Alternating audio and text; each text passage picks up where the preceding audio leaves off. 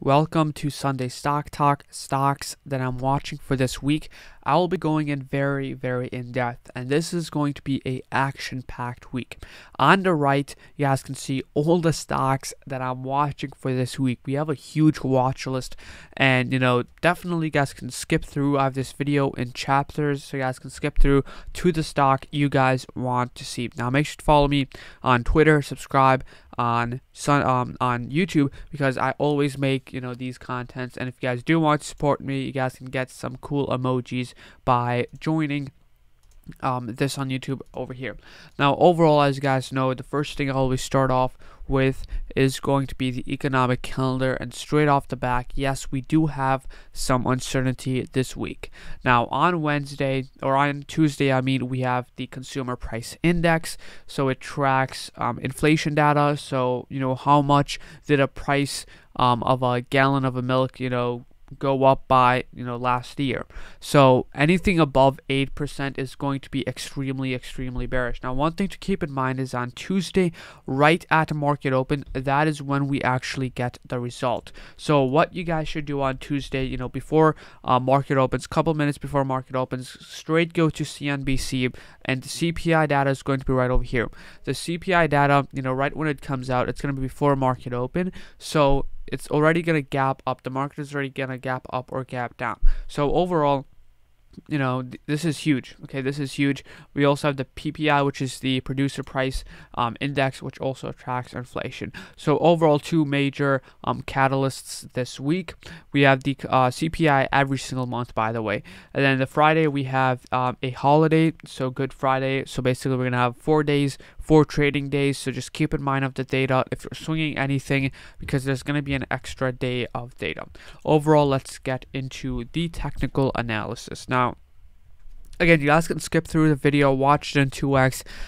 If I'm talking too slow, you can skip through the chapter. So let's take a look at the SPY first. And as you guys know, 446 is our level of support, where we need to hold this level of support. If we zoom in a little bit, we could see these very nice wicks. We could see these 3 candles. So SPY's, it's very hard to kind of hold this support, and SPY is trying to hold this level. The whole market is, and we could see this is a major level of support. Now if we start breaking this level of support, or if we close below 446, our next price target is going to be 440. So that is just something to keep in mind. I would go on to TradingView. I do have a referral down below for TradingView.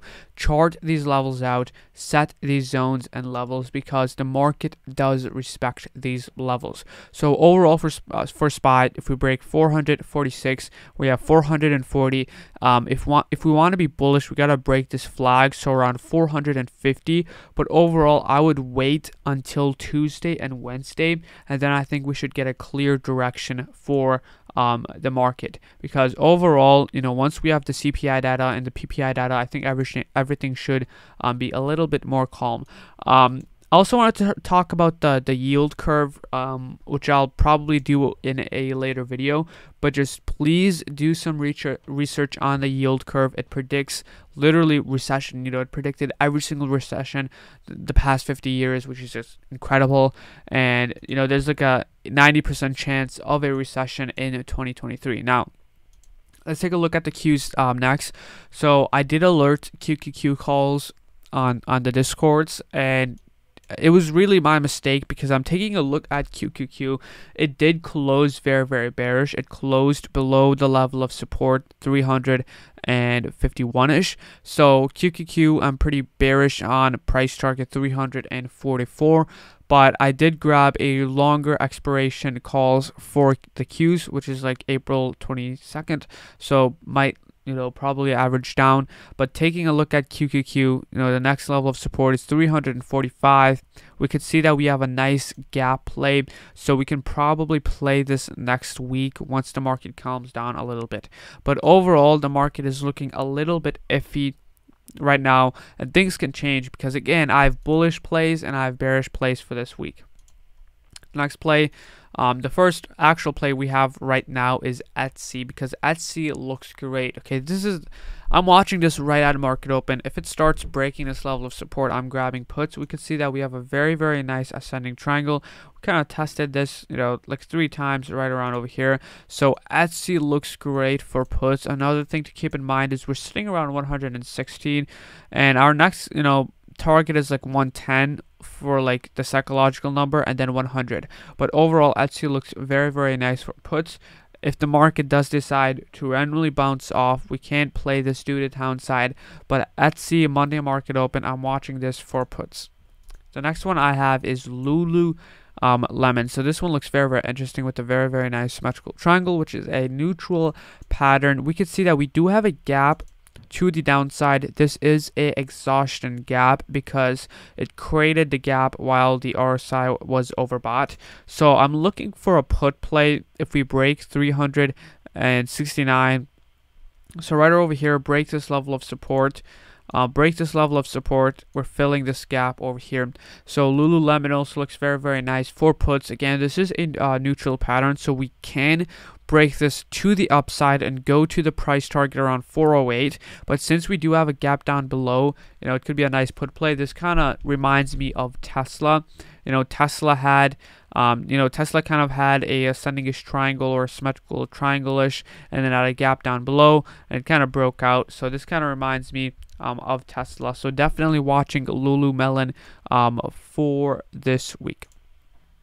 Next one we have is AMD. So looks very, very interesting on the daily time frame. As you guys know, AMD, I've played AMD a lot before, AMD puts and calls, and we could see that this is a major, major level of support. We have a massive head and shoulder right over here. It's kind of like a chop head and shoulder, but we could see that 100, okay, mentally is a major, major level of support. So I'm definitely looking to take puts for AMD, because if we start breaking this level of support, we're going to 95, which is our next level of support. I really like just the levels on AMD. It looks very, very nice. So I will be definitely watching AMD for this week. We can see we have tested this level of support many times, and then we have a solid level of support down below. So definitely also watching AMD. Since I'm taking a look at AMD, I also like to take a look at NVIDIA, like the whole semiconductors. And overall, NVIDIA is also looking very, very bearish. I have my price target around 212. Overall, it is a falling knife. It's just kind of just falling straight down over here. The past levels it respected, it broke those levels down, and it's headed straight to 212. 212 could be a very, very, very nice, kind of like a nice level to buy calls on for a scalp, because this is kind of like a major level of support. But obviously, the market could, it could just turn bullish. The CPI can be bullish, and we could just fill this gap. So definitely watching both NVIDIA and AMD to the both sides, because I don't want to be like biased, in the play, whichever side it breaks out, play that side. But overall, that is it for NVIDIA. Next we have is Netflix.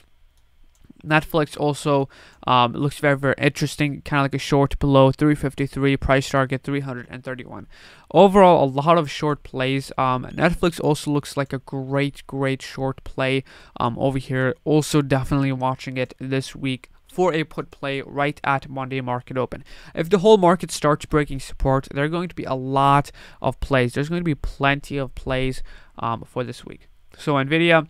Now, next we have some bullish plays now. Okay, I want to go over extremely bullish plays, and the bullish plays are oil and gold. So we can see CVX with a beautiful ascending triangle. Now, I'm already in CVX. I didn't alert it anywhere, but as you guys know, we made a ton of money on oil last week, but CVX looks great. If it doesn't gap up, or it goes for the support again, it is going to be a very nice play. Pretty much this and gold is kind of like the only bullish plays that I actually have. So we could see that our support is around 166. So if it invalidates if we close below 166. So overall, Chevron Corporation looks great. I really love the technical analysis. Make sure to follow me on Twitter because, again, we have the bullish chart, we have a bullish flow, we have Russia and Ukraine as a catalyst. So overall, above 170, we're going to 170, 5-ish, and then 180 eventually. And I really, really love this play. And I'm already in calls, but I didn't alert it. But overall, we did play oil from last week. Now, also very, very bullish on gold. We could see that on the daily, you have a symmetrical triangle.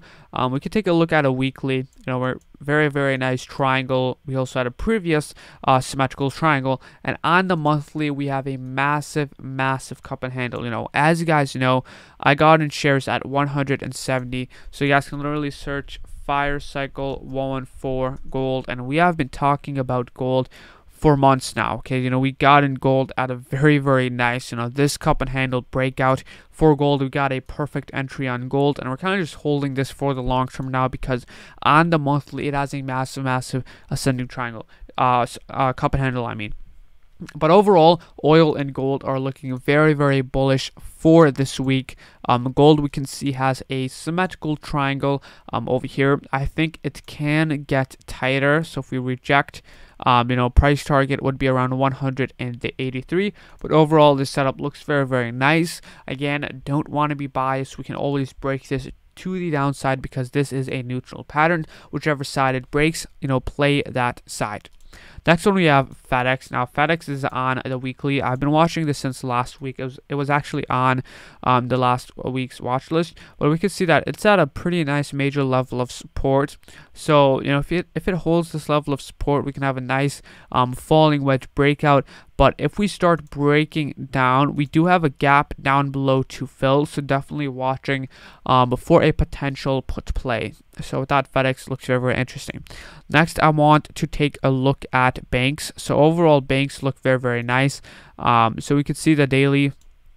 Banks are sitting in at a major level of support. We have the XLF ETF, which is the financial sector, and we can see that 37.19 is a major level of support for XLF. So overall, seeing a lot of consolidations. I don't see any particular play in general right now because I'm waiting for the CPI to kind of like the market to get clear a little bit. But overall, yield curve is definitely something very, very important to take a look at, and that is really going to be affecting the market overall.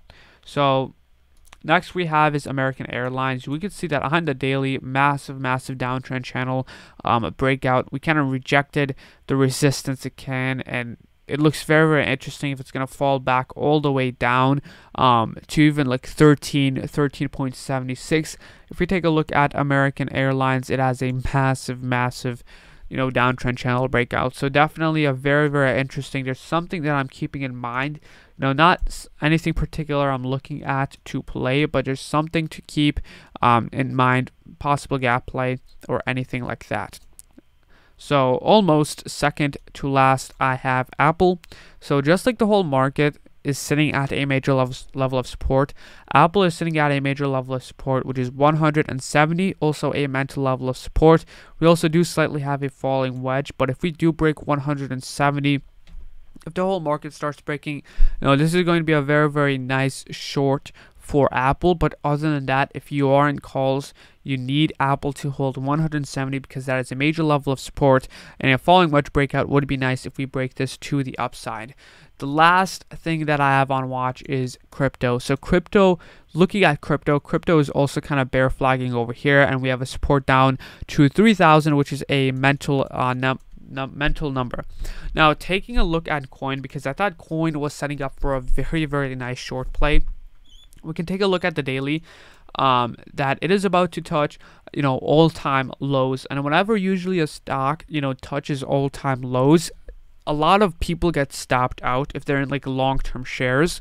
So I'm taking a look at coin for a short below 160ish. So 160ish coin looks very, very good for a put swing, especially if the market keeps falling. This is going to be a great put play for Coinbase. Whenever we break all-time low, it'll be interesting. Especially if it gaps down, it will definitely be interesting.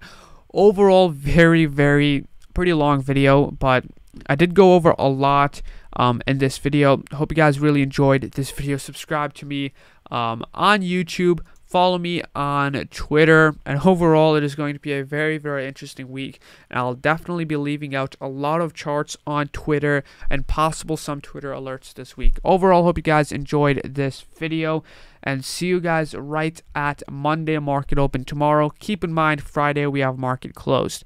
Bye bye, see you guys tomorrow.